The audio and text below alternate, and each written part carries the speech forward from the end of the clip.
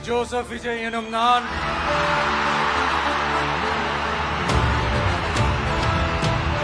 சட்டப்படி அமைக்கப்பெற்ற இந்திய அரசியல் அமைப்பின்பால் உண்மையான நம்பிக்கையும் மாறா பற்றும் கொண்டிருப்பேன் என்றும்